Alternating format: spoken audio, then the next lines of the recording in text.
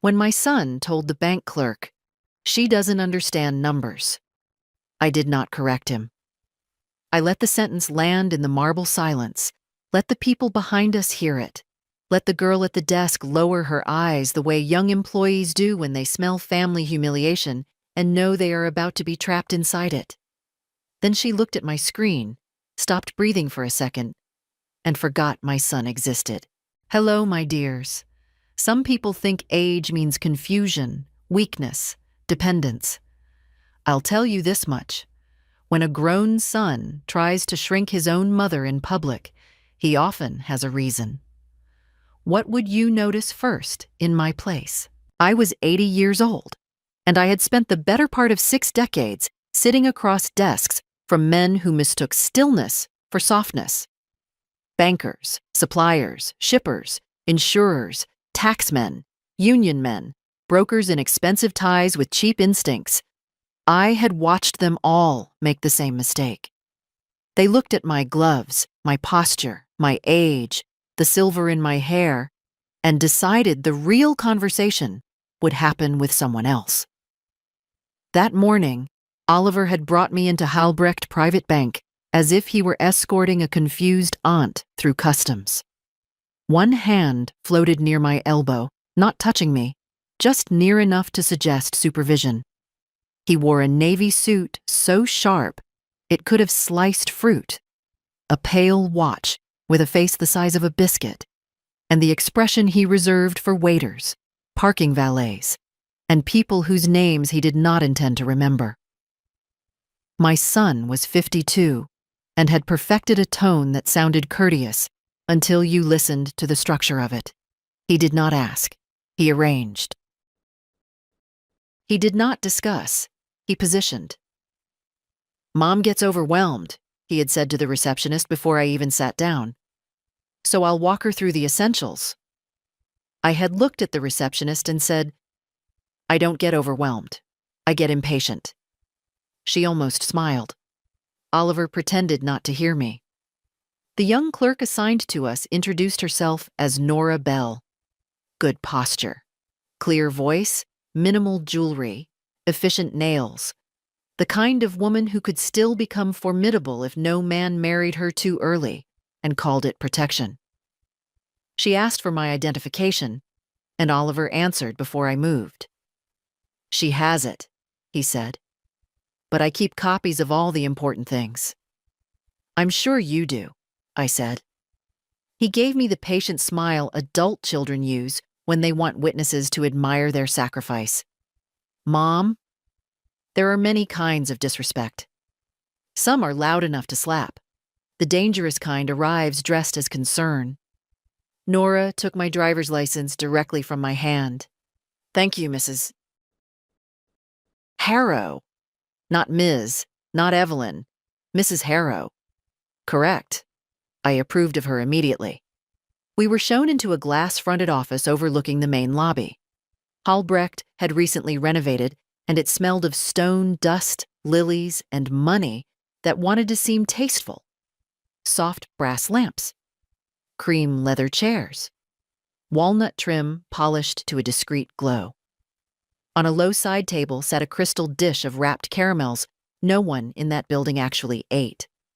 The sort of place designed to calm clients while quietly measuring them. Oliver sat beside me instead of across from me. Another little tactic. Unity for appearance, control in practice. Nora folded her hands. "I understand there was an incoming transfer you wanted to review today, Mrs. Harrow."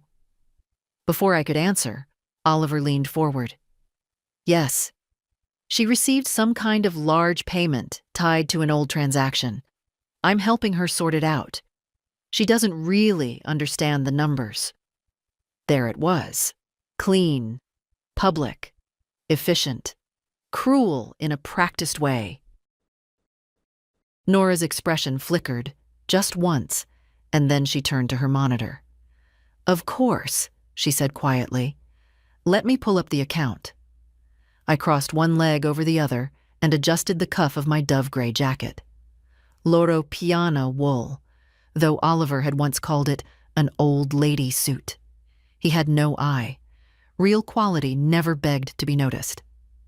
I placed my handbag, a black leather frame bag older than his marriage, on my lap and waited. It is a useful discipline, waiting. Weak people cannot bear silence. Dishonest people rush to fill it. Arrogant people think they are controlling it when they speak into it.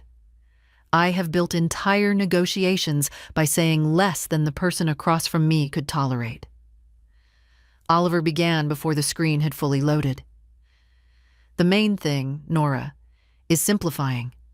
My mother has too many moving pieces. We've been talking about consolidating oversight, maybe putting safeguards in place. Nothing dramatic, just sensible support. I turned my head and looked at his profile. Beautiful profile, unfortunately. He had inherited his father's jaw and none of his father's decency. What safeguards? I asked. He kept his eyes on Nora. Mom, we've discussed this. No, I said. You've spoken. That is not discussion. A pulse moved once in his cheek. Tiny, but there. Nora's gaze lifted to the screen and then stayed there. Her fingers, which had been moving briskly, stopped altogether. She blinked once, then twice. When she looked up, she looked at me differently. Not with pity, not with indulgence, not even with surprise exactly, with recalculation. Mrs. Harrow, she said, and now her voice had an extra degree of care in it. Would you like me to confirm the amount allowed? Oliver gave a little laugh, the kind people use when they think the room still belongs to them. Yes, please. That's exactly what I mean. Better to say it clearly. I looked at her. Go ahead. She swallowed. The incoming transfer posted this morning in the amount of $58,900,000. Nothing moved in the room for one lovely second. Behind the glass, the lobby continued its soft choreography of wealth.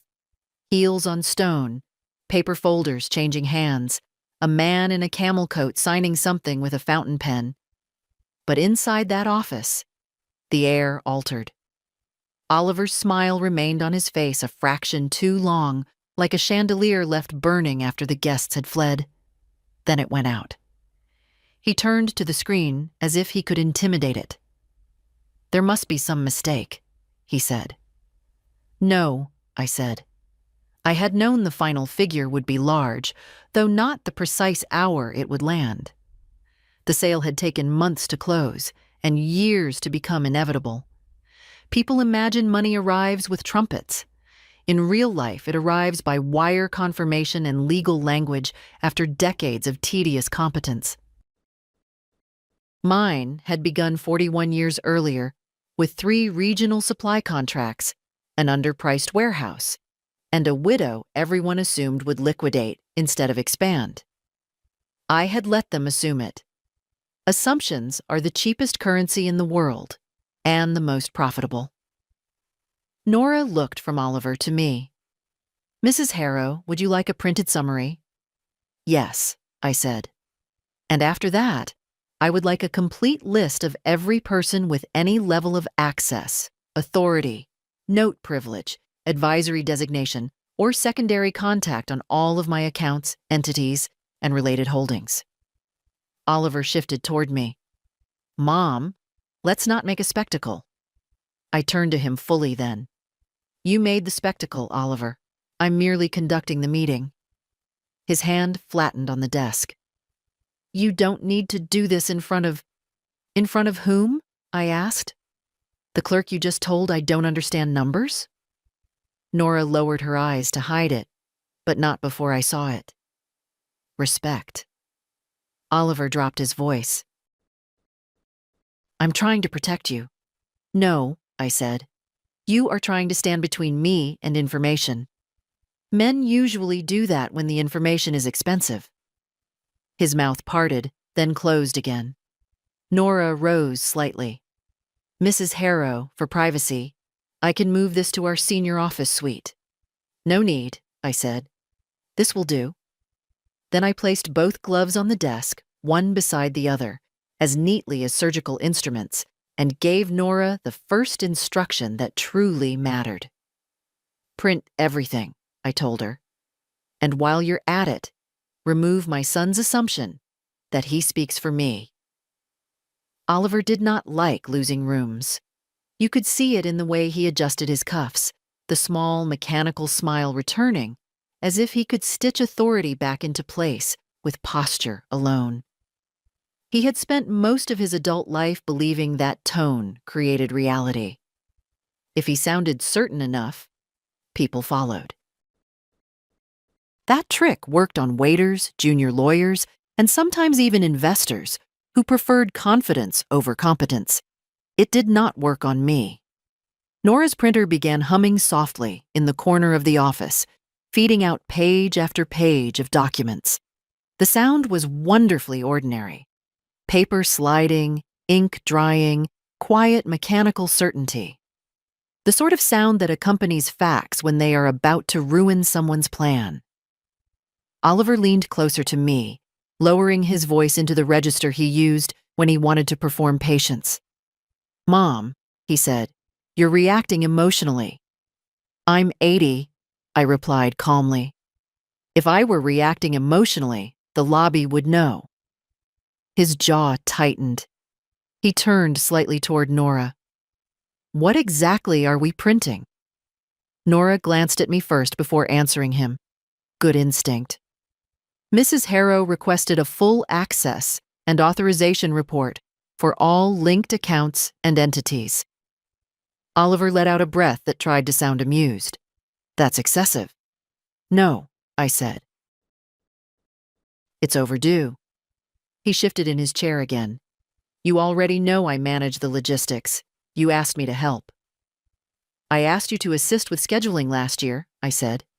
"You interpreted that as jurisdiction." The printer finished its run.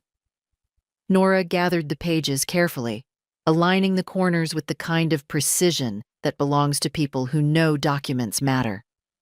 She placed the stack in front of me. "Everything currently attached to your profile, Mrs. Harrow." "Thank you." I opened the packet slowly. The first pages were routine. Primary checking, long-term investment accounts, corporate holdings tied to the sale that had finalized overnight. Clean, expected. Then came the secondary access lines. Oliver Harrow, authorized logistical contact. Oliver Harrow, financial coordination liaison. Oliver Harrow, emergency advisory note privilege. Oliver Harrow, pending oversight review. I read each line once, then again, letting the language settle in my mind like sediment in clear water. "Interesting," I murmured. Oliver forced a laugh. "Those are just standard protections." "Protections for whom?" "For you," he said quickly, "in case something happens." "Something like what?" His eyes flickered. "Health complications, confusion, stress." "Ah." I turned the page. There was a notation beneath the advisory section, a small paragraph, almost administrative in tone. "Client occasionally demonstrates difficulty processing complex financial explanations during meetings with family representative." I looked at the line for a long moment. Then I lifted my eyes to my son. "Did you write this?" Oliver's face stayed very still. "No. It's just an internal observation." "Made by whom?" He shrugged lightly. "Probably a relationship manager note. They record impressions." Nora shifted slightly in her chair. "Actually," she said carefully, "notes like that are usually added after conversations with authorized contacts." Silence stretched across the office. Oliver turned toward her, polite irritation sliding into his voice. "Which means it's not exactly a diagnosis, correct?" "No," Nora said, "but it becomes part of the client profile." I tapped the page once with my finger. "And what happens," I asked, "if enough of these observations accumulate?" Nora hesitated. Oliver answered before she could. It just means the bank is aware you might need assistance down the road. I folded the corner of the page neatly. Assistance, I repeated. He leaned back slightly, sensing he had regained a little footing. You know I'm on your side here. I closed the folder. Oliver? Yes? When did you start preparing people to believe I was losing my mind? The question landed cleanly. He opened his mouth, then closed it again. For a moment, I saw something honest move across his face. Not guilt exactly, but calculation forced to change direction. You're twisting this, he said finally. Am I? You've always had too much on your plate. I've been trying to reduce pressure. By telling my bank I can't understand numbers. That's not what I said. I turned the first page of the packet toward him and slid it across the desk. It is precisely what you said. Nora kept her eyes on her monitor now, but I could see the tension in her shoulders. She understood something important had shifted. The meeting she thought she was facilitating had become an autopsy. Oliver exhaled slowly through his nose. You're making this dramatic. No, I said. You did that when you spoke. He leaned forward again, lowering his voice. Look, the money complicates things. How? Well, he said carefully, it changes the scale of responsibility. I almost smiled. For whom? For the family. There it was. Not for me. Not for the business that had just closed after 41 years of stubborn, unglamorous growth. Not for the employees whose retirement packages had been built into that final sale. For the family. I rested my hands on the stack of papers. Tell me something, Oliver. What? Before this transfer arrived this morning, how many people did you promise it to? His eyes flashed. I didn't promise anything. Investors? No? Vanessa? That's irrelevant. Your real estate partners? His jaw tightened again. Mom. Oliver. We looked at each other across the desk, the way strangers sometimes do, when they suddenly realize they have been negotiating for years without admitting it. Finally, he leaned back and crossed his arms. You're being paranoid. I turned to Nora. Miss Bell? Yes, Mrs. Harrow? I would like 2 things done immediately. Of course. First, remove every authorization tied to my son until I personally review each one. Oliver straightened instantly. You can't just... I lifted one hand and he stopped talking. Second, I continued calmly, I want a time-stamped record of every note added to my profile during the past 5 years, including who initiated them. Nora nodded slowly. I can request that from compliance. Please do. Oliver's chair scraped slightly against the floor as he shifted forward. This is ridiculous. No, I said quietly. This is bookkeeping. His voice sharpened. You're embarrassing yourself. I met his eyes. My dear boy, I said. You already handled that part when you told the room I don't understand numbers. Behind the glass walls of the office, the bank continued its quiet, expensive rhythm. Inside the room, my son was beginning to realize that the meeting he had orchestrated was no longer his, and we had only just started. When you reach 80, people assume your past is a soft, nostalgic place filled with knitting baskets and fading photographs. They imagine stories about gardens, old recipes, and polite neighbors who brought pies to the door. They do not imagine contracts. They do not imagine freight routes, supplier disputes, warehouse leases negotiated over bitter coffee at 6 in the morning. They certainly do not imagine an 80-year-old woman who spent 40 years quietly building a logistics network while her own family believed she was balancing checkbooks and attending church lunches. Oliver had been 13 when his father died, That was the year everything divided itself into two columns: what people thought I would do and what I actually did. Most widows in our town sold. They liquidated the business, paid off whatever debts remained, and moved into something smaller and quieter. That was the advice I received from nearly every man who visited the house that first winter. Bank officers with folded hands, suppliers who suddenly spoke slowly, as if grief had damaged my arithmetic. Even my brother-in-law, who had never balanced anything more complicated than a bar tab, suggested I avoid unnecessary stress. The company back then was little more than a regional industrial supply broker. We handled fasteners, machine parts, small equipment shipments between factories scattered across 3 states. It was stable, but unimpressive, which meant most people believed it would collapse without a man sitting at the center of it. They were almost correct. The first 6 months were chaos. 2 clients left immediately. One supplier refused to sign renewal terms because, as he politely explained over the phone, he preferred more experienced management. The warehouse foreman resigned, convinced the company would be sold by spring. I did not argue with any of them. Instead, I bought a ledger book thick enough to stop a door and began writing everything down. Every contract clause, every delivery delay, every invoice dispute.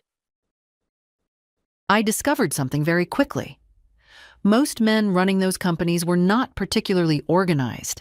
They relied on momentum, reputation, and the assumption that no one would examine the numbers too closely. Numbers, however, were something I understood perfectly.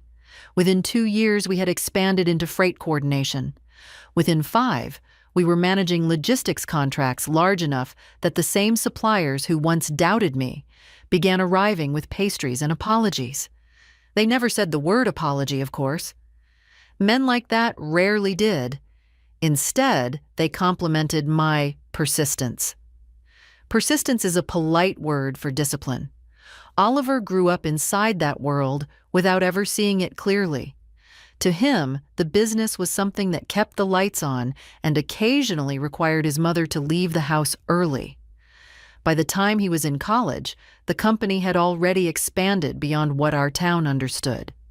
Warehouses in 2 states, rail contracts, equipment storage yards that smelled permanently of oil and iron. But Oliver had developed tastes that belonged to shinier industries: finance, real estate, the language of quick multiplication and sleek offices where success looked expensive. When he graduated, he told me he wanted nothing to do with industrial leftovers. I remember the exact afternoon. We were sitting in my office above the first warehouse, the old brick building near the rail line, where trains still rattled the windows twice a day. I had made tea in a small copper kettle I kept on the radiator. Oliver stood near the door, adjusting the cuffs of a new blazer he clearly believed made him look like a man of consequence. "This place is fine for what it is," he said carefully, glancing around at the filing cabinets and freight maps on the walls. "But it's not really scalable." Scalable. I had looked down at the freight schedule in front of me and asked, "Do you know how many shipments moved through this building last month?" He shrugged. "That's not the point." 612, I said. He gave the polite smile he used when humoring old people. "I just mean the future is somewhere else." And he was right, in his way. The future was somewhere else. But I was the one who moved the company there. Over the next 20 years, we expanded into integrated logistics networks, quietly, methodically. I partnered with regional transport companies nobody in Manhattan had ever heard of. I bought undervalued warehouse land near secondary rail hubs. I hired managers who cared more about reliability than presentation. Oliver watched this happen the way someone watches weather. It existed, but it was not his concern. By the time he began appearing at family gatherings in tailored suits, speaking about investment rounds and development opportunities, the company he dismissed had grown into a structure complex enough that buyers occasionally circled it like cautious sharks. The final acquisition offer arrived 2 years ago. I did not tell Oliver immediately, not because I feared his reaction, but because I wanted to see how long he would continue assuming that my life was small. Now, sitting in the glass office at Halbrecht Private Bank with $58,900,000 newly resting in my account, I realized something else. Oliver had never been curious about the numbers. He had only been waiting for them. Nora returned 10 minutes later with another folder. The hallway outside the office had grown quieter, the late morning rush thinning into the soft, deliberate pace that private banks prefer. People with real money rarely hurry. They arrive with patience, speak quietly, and leave after the paperwork has rearranged the future in their favor. Oliver, however, had not regained his composure. He sat stiffly beside me, one leg bouncing with the controlled irritation of a man who believed the meeting had taken an unexpected but temporary turn. Every few seconds he checked his phone, then locked the screen again, as if the gesture alone could summon back the authority he thought he owned when we entered the building. When Nora placed the second folder on the desk, she did it with both hands. "Compliance records," she said. "Everything attached to your client profile during the last 5 years." "Thank you," I replied. Oliver leaned forward. "That seems unnecessary." I opened the folder without looking at him. Paper has a very particular smell when it comes directly from an office printer. Warm toner, dry fibers, clean edges, the smell of records that haven't yet been handled by lawyers. The first page listed timestamps, dates, internal notes, advisor flags. Most of them were routine administrative remarks, meeting confirmations, documentation updates, routine verification logs. But every few pages another category appeared. Client comprehension note. I read the first one carefully. Client seemed uncertain about multi-entity distribution structure during family meeting. Son assisted with clarification. Date, 14 months ago. I turned the page. Client appeared overwhelmed discussing asset consolidation. Recommended presence of trusted family liaison in future reviews. Date, 11 months ago. Next page. Client hesitant when reviewing risk diversification. Son suggested simplified explanations moving forward. Date, 9 months ago. Oliver cleared his throat beside me. "You're taking these out of context." "Am I?" "These notes are harmless." "Harmless to whom?" "To you," he said quickly. "They just make sure someone can help if things get confusing." I looked up from the page and studied him for a moment. Oliver had always been handsome in a deliberate way. His hair was still dark, carefully maintained. His tie sat perfectly centered. Even his frustration was controlled, shaped into a professional expression, meant to imply that he was the reasonable person in the room. But something else had crept into his posture now. Unease. I tapped the page again. "Miss Bell," I said. "Yes?" "Mrs. Harrow. In your experience, what happens if enough of these notes accumulate?" Nora hesitated only a second. "In some cases," she said carefully, "the bank may recommend additional oversight to protect the client." "Additional oversight," I repeated. Oliver shifted again. "That's a safety measure." "And who usually provides that oversight?" He didn't answer. Nora did. Typically, a designated family member, financial guardian, or trustee. I closed the folder gently. "Oliver?" "Yes? Were you planning to become my guardian?" His reaction came half a second too slowly. "Of course not." Interesting. He spread his hands. You're building a conspiracy out of routine procedures. I leaned back in my chair and studied the ceiling for a moment.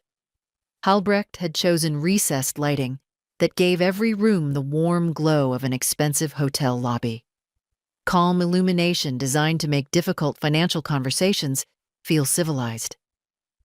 When I lowered my gaze again, I spoke very quietly.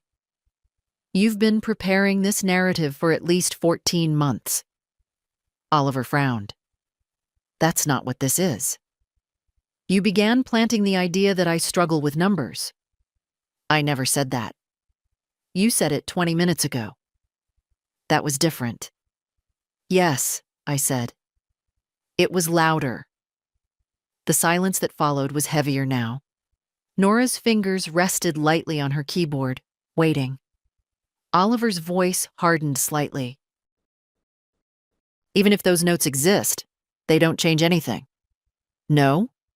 No, he said firmly, because ultimately this is about managing complexity. $58.9 million, I said. You mean that complexity? He didn't deny it. Instead, he leaned closer. You're 80, Mom. There are sentences that reveal a person more completely than a confession. That was one of them. You've worked hard your entire life, he continued. But at some point it becomes irresponsible to manage something this large alone. Alone, I repeated. Yes.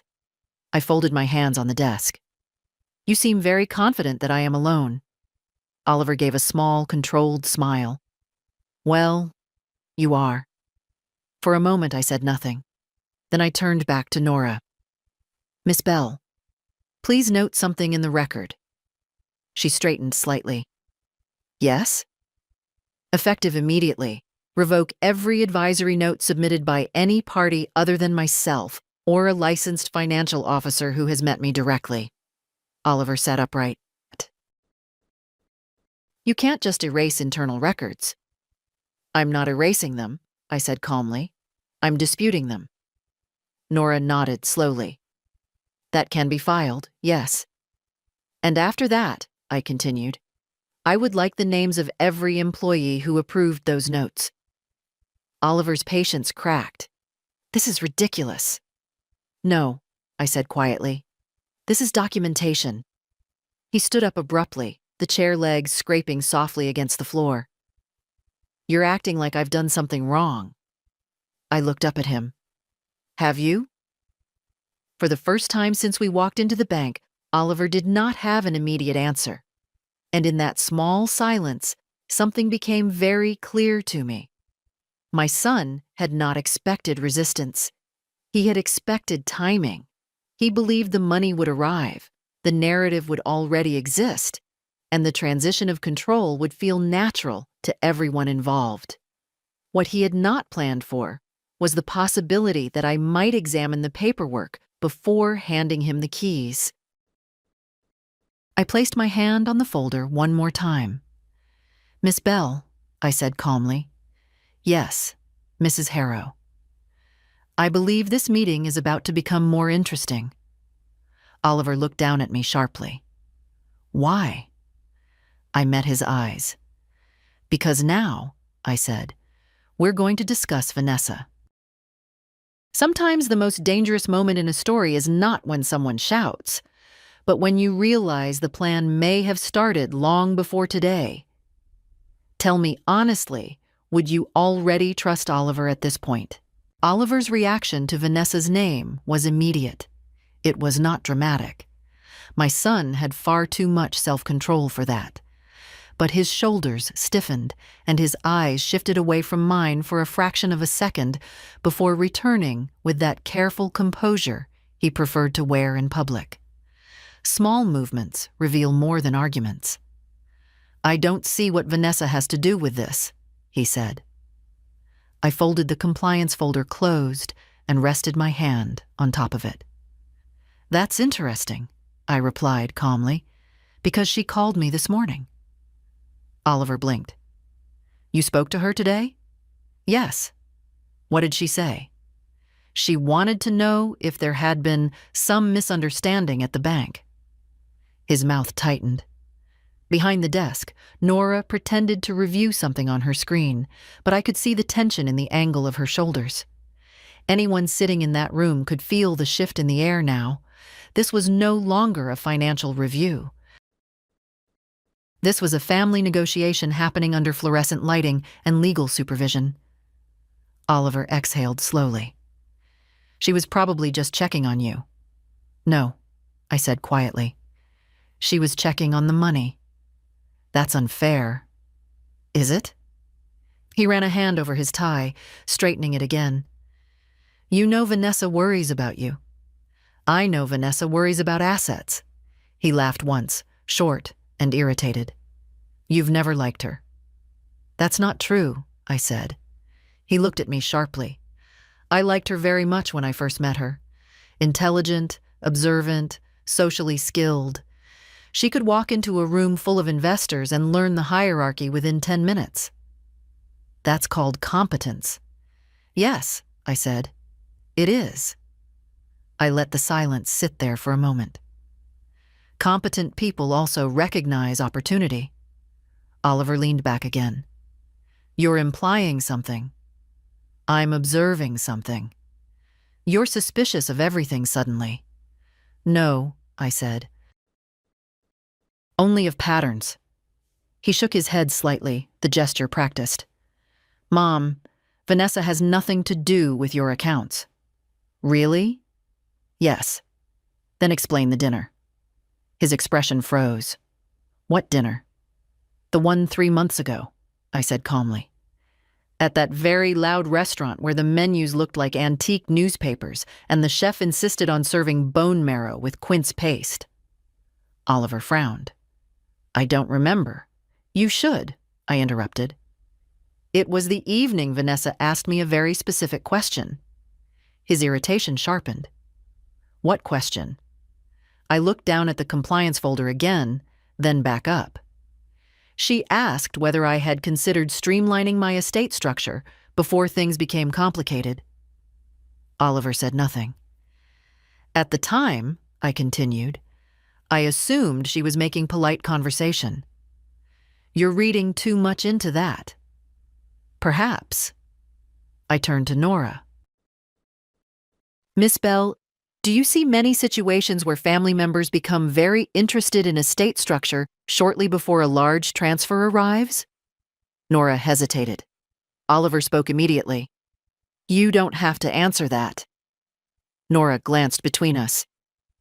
In general terms, she said carefully, large transfers can sometimes change family dynamics. Oliver leaned forward. This is getting absurd. I looked at him. Is it? Yes. Vanessa asked a question at dinner. That doesn't mean anything. Except timing. Timing of what? The acquisition closing. His face went still again. You told her about the sale? No. You're sure? Yes. Interesting. Oliver rubbed his temple. What exactly are you suggesting? That Vanessa knew something was coming. She didn't. Then why? I asked quietly. Did she ask me whether I had already arranged who would oversee my finances if I ever felt overwhelmed? Oliver's patience snapped. You're 80, Mom! The words rang louder than he intended. Even the faint activity in the lobby beyond the glass seemed to pause. I tilted my head slightly. Yes, I said. And people at 80 sometimes need help. Help, I repeated again. Yes. With what? With decisions like this. This, I said, tapping the folder lightly, is a bank meeting. It's $58 million. There it was. Not concern, not family. The number. I studied him quietly. Oliver. What? When Vanessa called this morning, do you know what the first thing she asked me was? He didn't answer. She didn't ask how I felt, I continued. She didn't ask if the transfer had surprised me. I leaned forward slightly. She asked whether the funds had already cleared. For the first time since we entered the bank, Oliver truly looked uneasy. Maybe she was just curious. About my liquidity? About stability. Your stability, I said. He stared at me. What does that mean? It means, I replied calmly, that your wife sounded like someone waiting for confirmation. Confirmation of what? That the plan could begin. The silence that followed stretched long enough for the soft hum of the bank's ventilation system to become audible. Oliver finally shook his head. You're imagining things. Am I? Yes. Then answer one simple question. He folded his arms. What? I met his eyes. Why did Vanessa ask me if I had already chosen who would manage my money after I stopped managing it myself? Oliver did not respond. Not immediately. And in that small pause, I saw something important pass across his face. Not anger. Not even fear. Recognition. Which meant I had just stepped on a piece of the truth he thought was still hidden. Oliver recovered faster than most people would have. That was one of the reasons he had been successful in business. When a conversation moved too close to something uncomfortable, he did not panic. He reorganized his tone, rearranged the narrative, and tried to move the discussion onto safer ground. He leaned back in his chair and let out a slow breath. You're building a story out of coincidence, he said. Am I? Yes. Vanessa asked a question at dinner. That's normal. About estate control.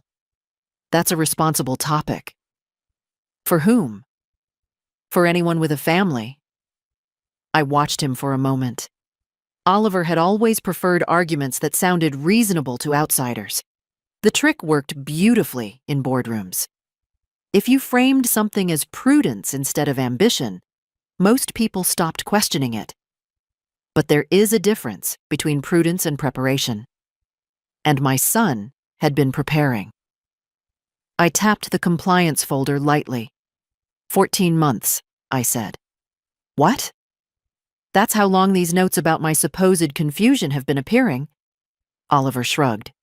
You meet with advisors all the time. People make observations. Observations encouraged by whom? He didn't answer. Behind the desk, Nora shifted slightly, her attention clearly divided between the computer screen and the conversation unfolding in front of her.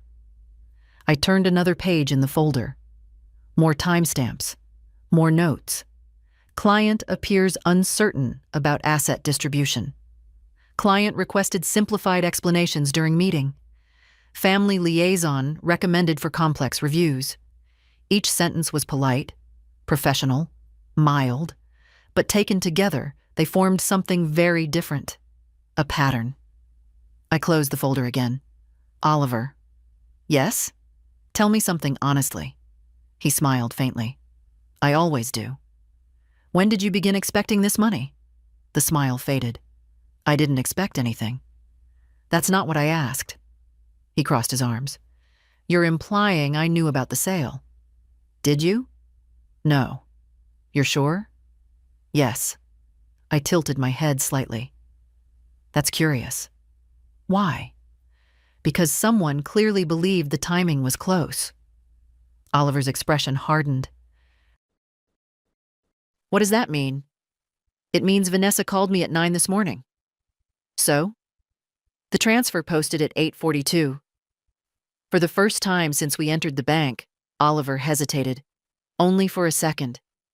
But I noticed. You're reading too much into that, he said finally. Perhaps. I leaned back in my chair and folded my hands. But you see, Oliver, curiosity works both directions. What are you talking about? When someone begins preparing a narrative about cognitive decline, I become curious about what else they might be preparing. His voice sharpened. You think I'm plotting something? I think, I said calmly, that you have been laying groundwork. For what? That is what we are about to discover. Oliver gave a short, frustrated laugh. You're acting like this is some kind of conspiracy. No. Then what is it? Strategy. His eyes narrowed slightly. You always did like that word. Yes, I said. Because strategy is what people use when they want something before it officially belongs to them. The silence in the office thickened again. Outside the glass wall, a banker in a charcoal suit walked past carrying a leather folder. Somewhere down the hallway, a printer clicked and whirred. Ordinary sounds continued, completely unaware that a family had begun dismantling itself inside a quiet office. Oliver leaned forward again. You're wrong about Vanessa. Am I? Yes. She didn't sound surprised this morning. Maybe she wasn't. Why wouldn't she be? Because people talk. Who talked? He opened his mouth, then stopped. That pause told me more than the answer would have. I watched him carefully. Oliver, I said softly. How many people are waiting for that money? His jaw tightened. No one is waiting for anything. That's interesting. Why? Because most people who promise money they don't have, yet tend to get nervous when the transfer finally arrives. I didn't promise anything. Investors? No. Partners? No. Your development project? His eyes flashed. That has nothing to do with you. Doesn't it? No. I nodded slowly. Then I turned toward Nora again. Miss Bell? Yes, Mrs. Harrow.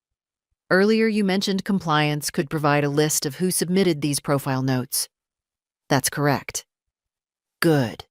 Oliver's voice cut in sharply. What difference does that make? I met his gaze. Because, I said calmly, if someone has been preparing my bank to believe I'm incapable of managing money. I rested my hand lightly on the folder. Then I intend to find out whether they were also preparing someone else to manage it instead. When you reach 80, patience becomes less of a virtue and more of a tool. I had learned that decades earlier in freight negotiations. If you let the other person speak long enough, they would eventually reveal what they actually feared losing. Not what they said they feared, what they truly feared. Oliver was afraid of time, not time in the philosophical sense. He was afraid of deadlines, financial ones, the sort that begin quietly and then arrive all at once with signatures and consequences attached. He leaned back again, crossing his arms in that familiar posture of controlled dismissal. You're interrogating me over nothing, he said. I'm asking questions and assuming answers. Only where patterns exist. Oliver shook his head slightly, as if explaining something obvious to a stubborn student. You've spent too long around contracts, Mom. Not everything is a scheme. That's true. Exactly. Some things, I continued calmly, are simply preparations. His eyes narrowed. For what? For money that hasn't arrived yet. That's ridiculous. Is it? He leaned forward again. Yes, because I didn't know the sale was closing today. I believe that. He blinked once. You do? Yes. Oliver looked genuinely surprised. Then what exactly are you accusing me of? Not accusing, I said. Observing. Observing what? That you were preparing for something. He let out a short breath. Preparing for what? I studied his face carefully before answering. Liquidity. The word landed harder than anything I had said so far. Oliver's reaction was small, but unmistakable. His jaw shifted slightly, and his eyes flicked toward the folder on the desk before returning to mine. You're imagining things again. Am I? Yes. I rested my hands calmly on the desk. You see, Oliver, there are only a few reasons someone spends more than a year establishing a narrative that their mother might soon struggle with financial decisions. His voice tightened. You're twisting normal family conversations into something ugly. No. Then what are you doing? I'm calculating. He frowned. Calculating what? How urgently someone might need access to $58.9 million.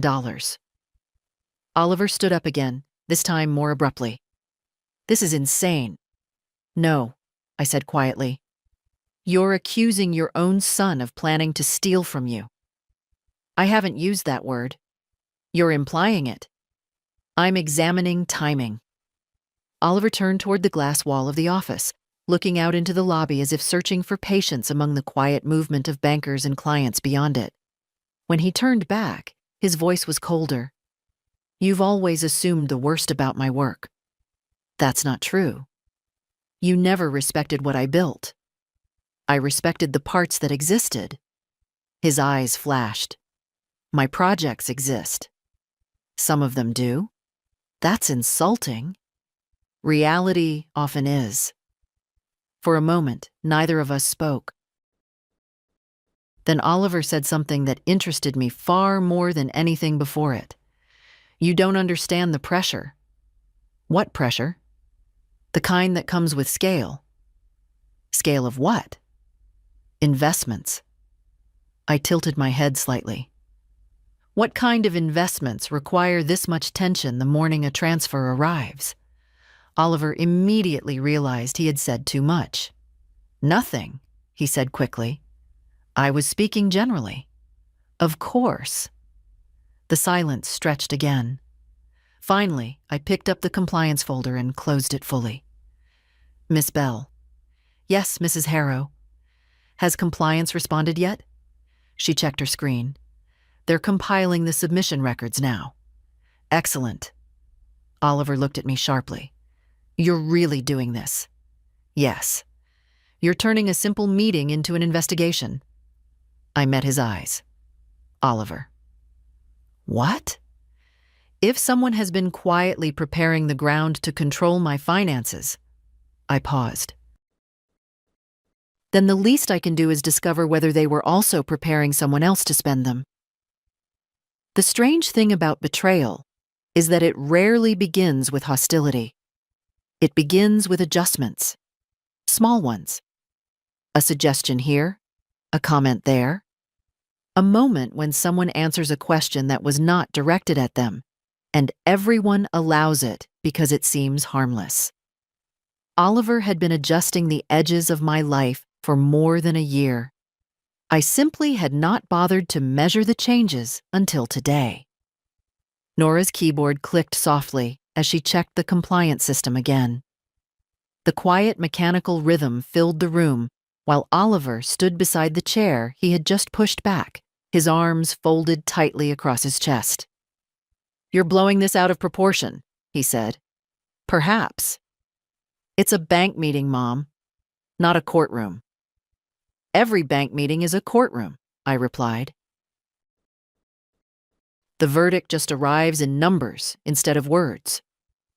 He exhaled sharply and sat down again, this time leaning forward with his elbows on his knees. Listen, he said, lowering his voice.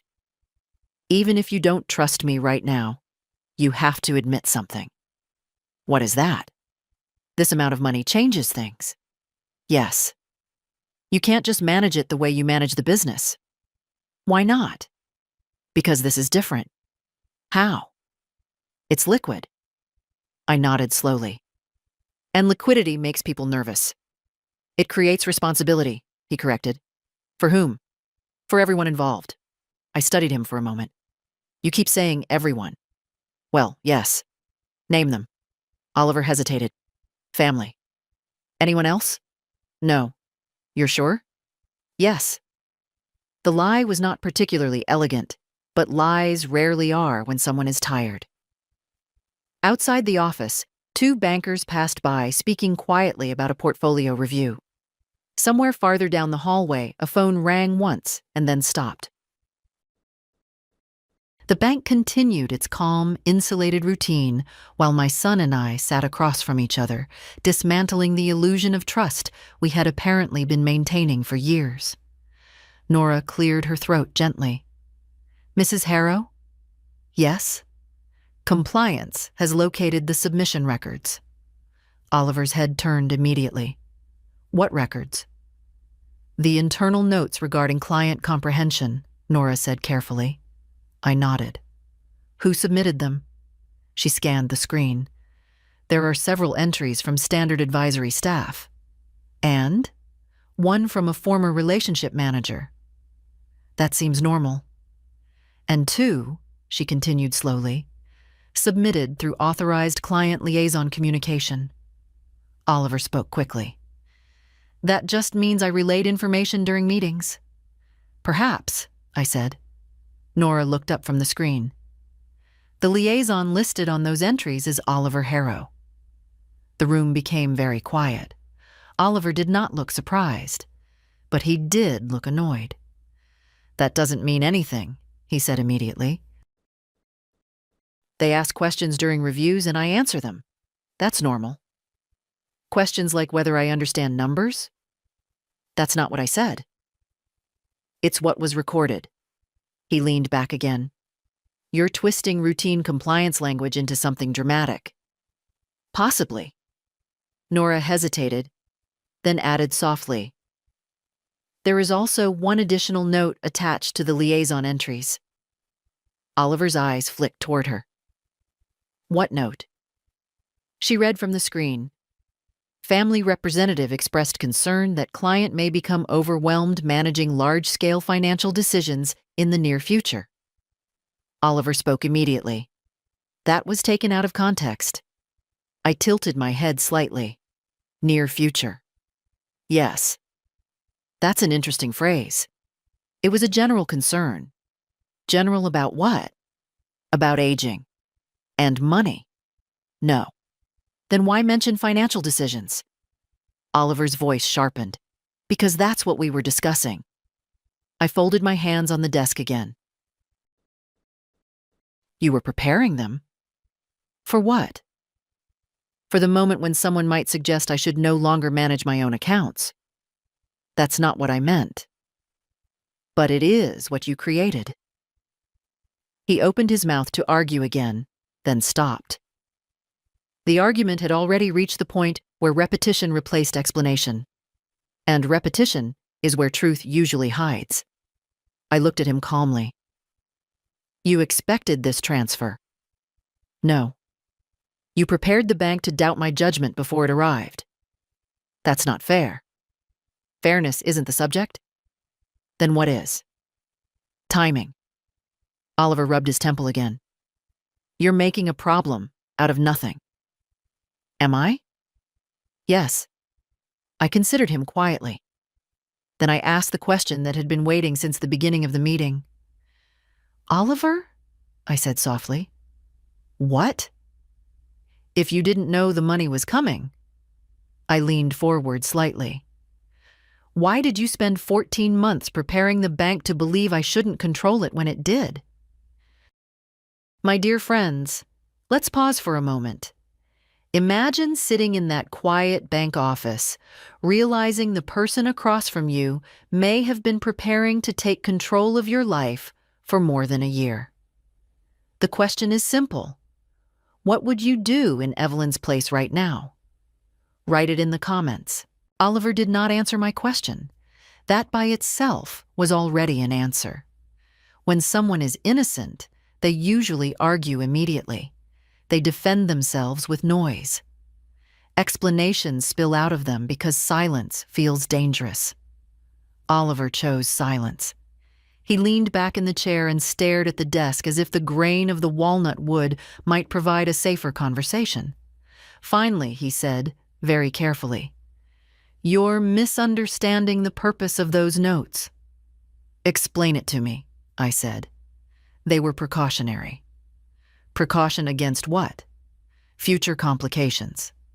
What kind of complications? With the business sale. That caught my attention. You said you didn't know about the sale. I didn't know it was closing today, he corrected quickly, but you knew it existed. Oliver hesitated. Then he sighed.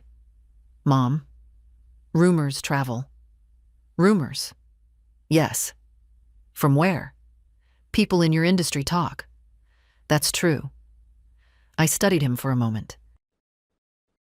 And which of those people told you the sale was close enough that you needed to begin preparing the bank to doubt my judgment? Oliver rubbed his forehead again. You're twisting everything. No, I said quietly. I'm listening carefully. Nora sat very still behind the desk, her eyes fixed on the screen, but her attention clearly in the room. Oliver leaned forward again. You're acting like I planned something sinister. Didn't you? No. Then help me understand the logic. There is no logic, he said impatiently.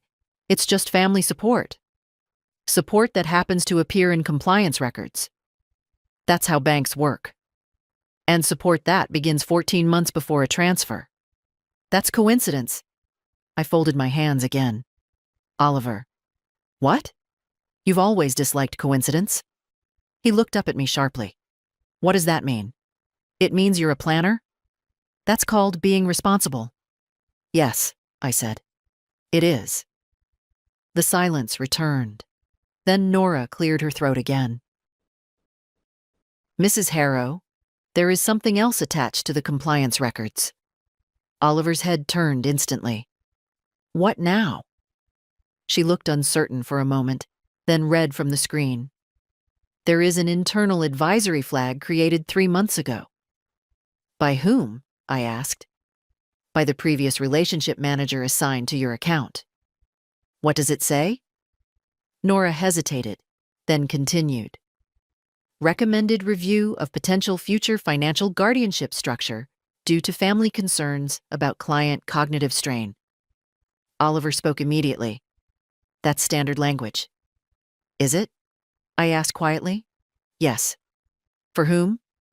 For any client your age managing assets of this size. I nodded slowly. That's interesting. Why? Because 3 months ago the sale hadn't even been announced yet. Oliver said nothing. I leaned forward slightly. Which means someone convinced the bank to begin discussing guardianship before the money even existed in my account. He opened his mouth, closed it again, closed it. That was the moment everything shifted. Up until now, Oliver had been arguing about interpretations, tone, context, intent. But guardianship is not a casual word. Guardianship means legal authority, control, access, decision-making power. And once that idea appears in a financial institution's records, it becomes very difficult to remove. I watched my son carefully. Oliver, I said softly. What? If the bank had decided I was no longer capable of managing my finances. His eyes flicked toward the folder again. Who exactly was supposed to take over? Oliver did not answer immediately. That alone told me enough. When people have rehearsed something for months, their response usually arrives quickly, smooth as a polished table. But Oliver was not answering a rehearsed question anymore. He was answering the one thing he had hoped would never be asked directly. Guardianship discussions don't mean anything by themselves, he said carefully. That wasn't my question. You're jumping ahead. No, I said calmly. I'm arriving exactly where the paperwork leads. Nora sat very still behind her desk, her hands resting lightly on the keyboard, as if she had suddenly become aware that every word spoken in that room could eventually matter to lawyers. Oliver leaned forward again. Even if the bank had recommended additional oversight, he said, that doesn't mean control would automatically transfer to anyone. Someone would have to accept the responsibility. That's hypothetical. So is your innocence, I replied quietly. His jaw tightened. You're being insulting. I'm being precise. The folder remained open between us like a ledger of intentions. 3 months ago, I continued, someone introduced the concept of guardianship into my financial record. That was the relationship manager. At the suggestion of whom? Oliver rubbed his temple again, clearly wishing the conversation had never left the simple narrative he had prepared for the morning. You know how these institutions work, he said.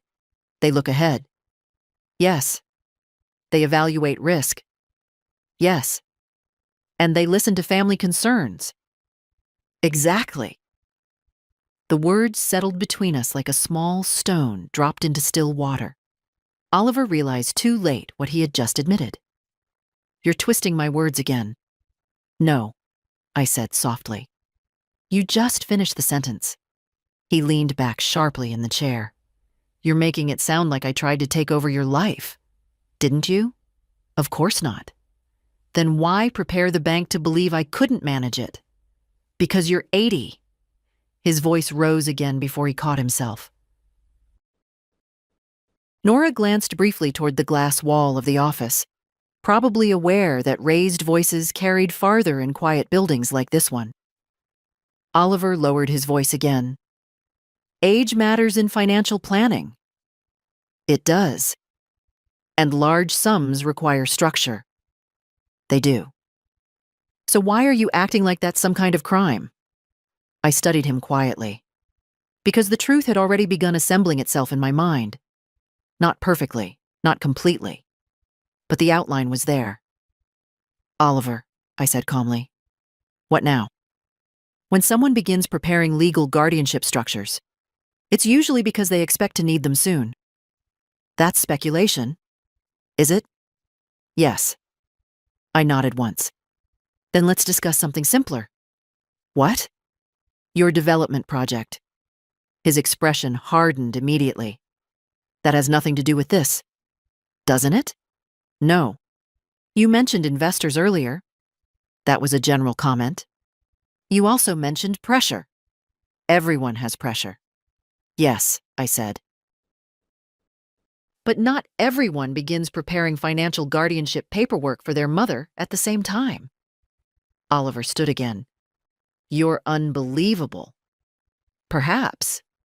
You're accusing me of planning to steal $58 million. I haven't accused you of stealing anything. Then what exactly are you accusing me of? I leaned back in the chair and folded my hands. Planning. He stared at me. What does that mean? It means, I said calmly, that someone in this situation believed the money would eventually become accessible. That's absurd. Is it? Yes. Then answer one simple question. Oliver's patience was almost gone now. What? If the bank had decided I needed a guardian, I looked directly into his eyes. Whose name would have appeared on the paperwork? Oliver did not sit down again. He remained standing beside the chair, looking at me as if the room had suddenly become too small for both of us. You're being paranoid, he said. Possibly. There was never any guardianship plan. Then the bank's record is simply a creative exercise. You know that's not what I meant. Explain what you meant. Oliver paced 2 steps toward the glass wall of the office, then stopped. Outside, a man in a charcoal suit walked past speaking quietly into his phone, completely unaware that the calm little room beside him had turned into something closer to a battlefield. When Oliver turned back, his voice had lost some of its earlier polish. You're 80 years old, he said. Yes. And this amount of money, $58.9 million. Yes, he snapped. That amount requires structure. I agree. So someone has to think ahead. I also agree. He blinked. For a moment, he seemed unsure where the argument had gone. Then why are you acting like I've done something wrong? Because of the order in which you thought ahead. Oliver frowned. What does that mean? It means, I said calmly, you began preparing the bank before the money arrived. That's responsible planning. No, I said. Responsible planning would have involved speaking to me. You would have refused. You didn't ask. Oliver ran a hand through his hair, a gesture I had not seen from him since he was a teenager, trying to solve algebra homework he did not actually care about. You're twisting everything I say. No. Yes. No, I repeated quietly. I'm removing the decorations. The silence stretched again. Finally, he said something different. You've always underestimated how complicated my work is. Tell me about it. He looked surprised. What? Your work, I said. Explain the complications. Oliver hesitated. You wouldn't understand the structure. Try me. He stared at the desk for a moment, then spoke carefully. There are development projects. Yes, large ones. I assume so. They require capital commitments. Of course. And investors expect those commitments to be honored. That seems reasonable. Oliver exhaled slowly. So yes, he said. There's pressure sometimes. I nodded. How much? What? How much pressure? That's none of your business. Your finances become my business the moment you begin preparing legal guardianship paperwork around my assets. His jaw tightened again. You keep repeating that word. Because it appeared in my bank records. It was just a discussion. 3 months ago. Yes. Right when your development project started expanding. Oliver froze, just for a moment. But that moment was enough. You've been looking into my work now? He said sharply. No, I replied. I've been listening. To what? To you. He stared at me. I leaned forward slightly. You mentioned investors. So? You mentioned pressure. That doesn't mean, and you mentioned scale. Oliver said nothing. The pieces were sliding into place now, not perfectly yet, but close. Oliver, I said quietly. What? How much money did you promise them? His eyes flashed with anger. I didn't promise anyone anything. That's not what I asked. He pointed at the desk. This is exactly what I'm talking about. You jump to conclusions. I asked a question. A ridiculous one. Then answer it. Oliver's voice rose again before he forced it back down. My business has nothing to do with your accounts. It has everything to do with them if you expected access. I never expected access. Then why? I asked calmly. Did you spend 14 months preparing a financial institution to believe I shouldn't control my own money? Oliver stared at me. For the first time since the meeting began, the confidence was gone from his face, not replaced by guilt, replaced by calculation. Which meant something else had just become clear to me. My son had not simply been planning to control my money. He had been counting on it. Oliver's silence stretched long enough that even the quiet hum of the bank's air system seemed louder. That was when I understood something important. He was not deciding whether to tell the truth. He was deciding how much of it I already knew. You're making assumptions again, he said finally. No, I replied calmly. I'm noticing arithmetic. He frowned. What does that mean? It means that pressure rarely appears without a number attached to it. Oliver sat down again, slower this time. The energy had drained out of the room, replaced by something colder and more cautious. My projects are financed normally, he said. Define normally. Equity commitments, bridge capital, phased investment. And personal guarantees? His eyes lifted sharply. That's standard practice. Sometimes. He leaned forward again. You're trying to make this sound like I'm drowning in debt. I didn't say drowning. You implied it. I implied urgency. Oliver laughed once, but there was no humor in it. You think I need your money. I think someone around you believes you do. That's insulting. Is it? Yes. I watched him for a moment. Oliver had always disliked conversations where the other person remained calm. Anger he could handle. Emotion he could redirect. But calm questions forced him to reveal more than he intended. He rubbed his forehead again. You have no idea how development financing works. Explain it to me. You wouldn't understand. Try me. Oliver hesitated. Then he spoke. When you build something large, housing, commercial space, infrastructure, you don't just use one pool of money. I know. You secure early capital. Yes. Then you leverage that to attract larger investors. That's basic financing. Exactly. And if the early capital disappears? Oliver stopped. The silence answered for him.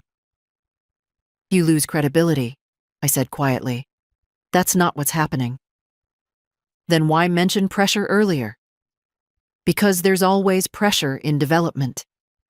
Yes, I said. But pressure rarely involves preparing guardianship records for your mother. His voice hardened again. You keep circling back to that. Because it's the only part of this story that happened inside my bank. Oliver leaned back and stared at the ceiling for a moment. Then he said something very softly. You've always thought the worst of me. That's not true. Yes, it is. No, I said calmly. I've always thought you were ambitious. That's not a crime. It becomes a problem when ambition requires access to someone else's decisions. Oliver looked at me again. You really believe I planned all this? I believe you expected something. And what exactly did I expect? That eventually someone would convince the bank I shouldn't manage my own finances. And then someone trustworthy would step in. He let out a short breath. You think that someone was me? I think that's the obvious candidate. You're unbelievable. Possibly. Oliver shook his head slowly. You've turned a family conversation into a financial interrogation. You began the interrogation when you told the bank I don't understand numbers. His mouth tightened again. That was a figure of speech. It was a mistake. The room fell quiet again. Nora remained motionless behind the desk, clearly trying to become invisible while still listening to every word. Oliver finally spoke again. Even if the bank had asked me to help manage things, yes, that wouldn't mean I controlled the money. No, I said. What then? It would mean you controlled the decisions. Oliver looked at the folder on the desk, then back at me. You really don't trust me. I held his gaze. Oliver, what?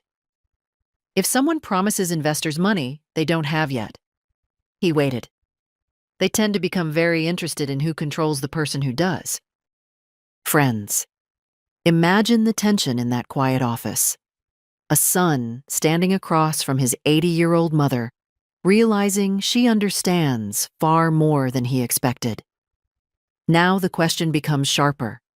If you discovered someone had been preparing to control your money for months, would you forgive them? Or finish the conversation right there? Tell me what you would do. Oliver stared at me for several seconds after I finished speaking. There was anger in his face now, but something else had joined it. Fear. Not the loud kind. The careful kind that arrives when a person realizes the discussion has reached a place they cannot easily escape. You don't know anything about my investors, he said quietly. I don't need to. Yes, you do. Why? Because you're making assumptions about deals you've never seen. I tilted my head slightly. That's interesting. What is? You just confirmed there are deals. Oliver's lips pressed into a thin line. You're twisting words again. No, I said calmly. You're providing them. He pushed his chair back and stood again, this time pacing once across the small office. The movement was controlled, but restless. Like a man who suddenly understood that the ground beneath his argument had become unstable. You think I'm desperate, he said.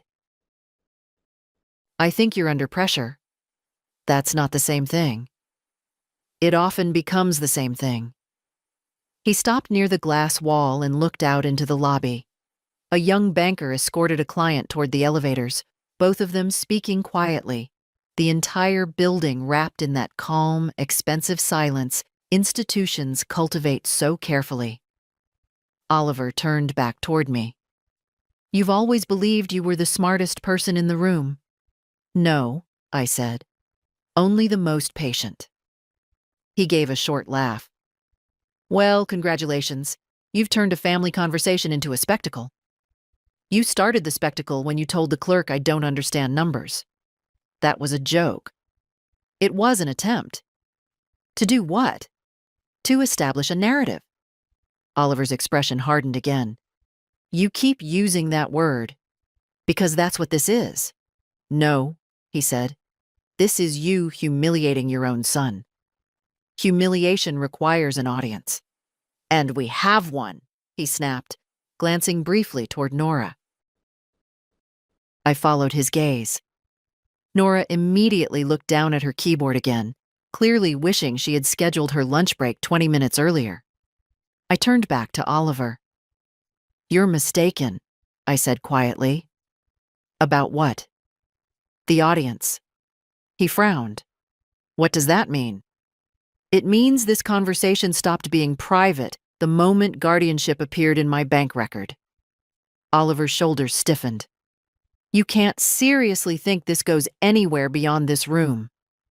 I held his gaze. "Oh, I think it goes exactly where the paperwork goes." His voice dropped. "You wouldn't." "Wouldn't what?" "Escalate this." "Why not?" "Because it would destroy the family." I studied him for a moment. "Oliver." "What?" "If the family depends on silence to survive." I paused. "Then it isn't much of a family." The words settled between us like a closing door. Oliver looked away again. When he spoke next, his voice was quieter than before. "You're overreacting." "Perhaps. You don't even know what my situation is." "Then enlighten me." He hesitated. For a moment, it almost looked like he might. But then the moment passed. "You wouldn't understand," he said. I nodded slowly. "That may be true." He looked relieved for a fraction of a second. Then I continued. "But I do understand something else." His eyes narrowed. "What?" I leaned forward slightly, my voice calm and steady. "I understand that someone in your position would need access to money very quickly if investors suddenly started asking questions." Oliver went very still, and in that silence, the entire truth finally stepped out from behind the argument. My son had not simply hoped to manage my money. He had already begun spending it in promises. Oliver did not deny it. He didn't confirm it either. But denial requires energy, and I could see the energy draining from him now, replaced by the quiet exhaustion that appears when a plan finally collapses under its own weight. "You don't know what you're talking about," he said. "I know enough." "No, you don't." I leaned back slightly in the chair. "Then explain it." "There's nothing to explain." "Oliver." "What?" "If investors weren't expecting money, you wouldn't be this nervous." He ran a hand across his face slowly. "That's not why I'm nervous." "Why then?" "Because you're destroying something that didn't need to be destroyed."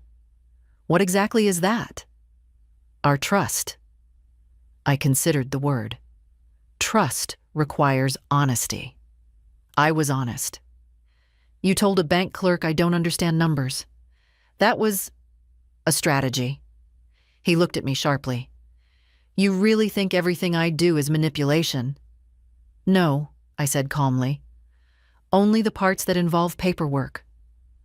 The silence stretched again.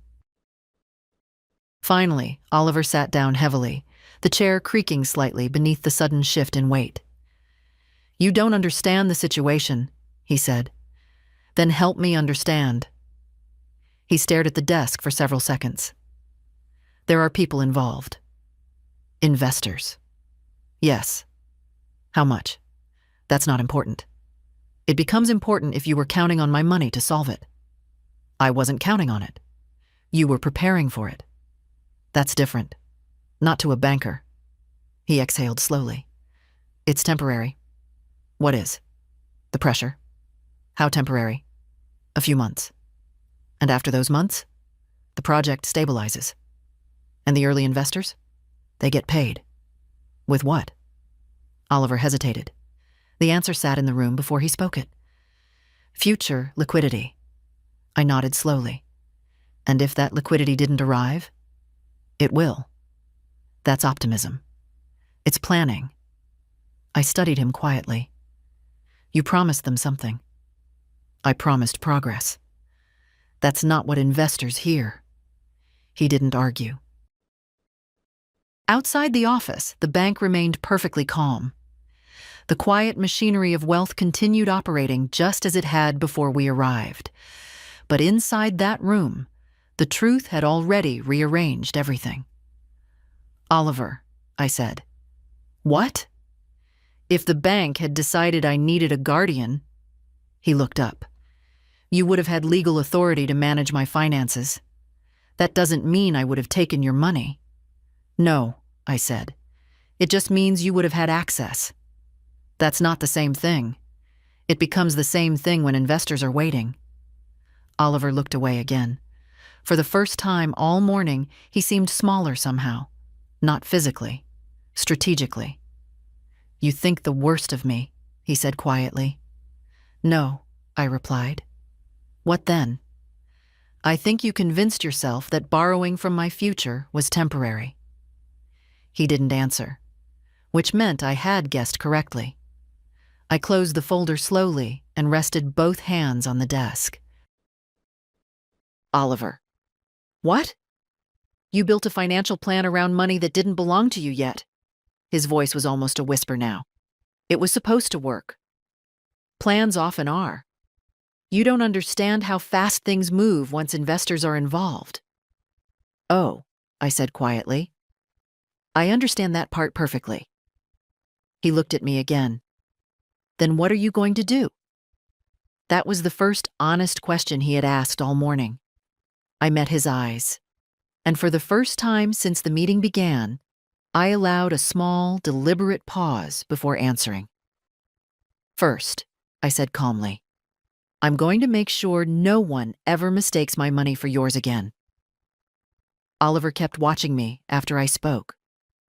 That was the moment he finally understood the meeting was over, not because the conversation had ended, but because the outcome had already been decided. What does that mean? He asked quietly. It means, I said, that the next decisions will not involve you. His jaw tightened again. You can't just cut me out. I can. I'm your son. Yes. That still means something. It does, I said calmly. It means you had more trust than anyone else. He looked away. And you chose to spend it. Oliver stood up again, but this time there was no performance in the movement, no controlled posture, no careful smile meant to reassure observers, just fatigue. You're going to ruin everything, he said. Your project? Our family. I considered that for a moment. Our family, I repeated. Yes. You began preparing legal control over my finances without telling me. That's not what You told a bank employee I don't understand numbers. That was a mistake. You planted 14 months of compliance notes suggesting cognitive decline. I was trying to protect you. You introduced guardianship discussions before the money even arrived. Oliver stopped speaking. The quiet in the office felt heavier now. Finally, he said, What happens next? I turned to Nora. Miss Bell. Yes, Mrs. Harrow. I would like 3 things arranged today. She nodded immediately. Of course. First, remove every advisory and liaison authorization associated with my son permanently. Nora began typing. Second, transfer oversight of all portfolio management to an independent fiduciary firm. No family involvement. Understood. And third, I said calmly, Prepare documentation establishing a trust structure that places the majority of these funds beyond personal access, including mine. Oliver looked up sharply. What? I met his eyes. Money causes confusion in families. You're punishing me. No, I said. I'm removing temptation. That's insane. It's discipline. You're locking away $58 million just to prove a point. No. Then why? Because I spent 40 years building something carefully. Oliver shook his head. You're throwing it away. No, I said quietly. I'm protecting it. He stared at the desk again. And what happens to me? That depends on you. How? If you rebuild your projects honestly, you'll succeed or fail on their own merits. And if I don't? Then my money was never going to save them anyway. Oliver stood there for several seconds. Then he asked the question he should have asked at the beginning of the meeting. Why didn't you just help me? I looked at him calmly. Because you didn't ask. And that's how Evelyn's story ends. Some of you may think she did the right thing protecting what she built. Others may feel a mother should forgive more. Tell me honestly, what would you have done in her place? Write it in the comments. And if you enjoy stories like this, don't forget to like the video and subscribe to the channel.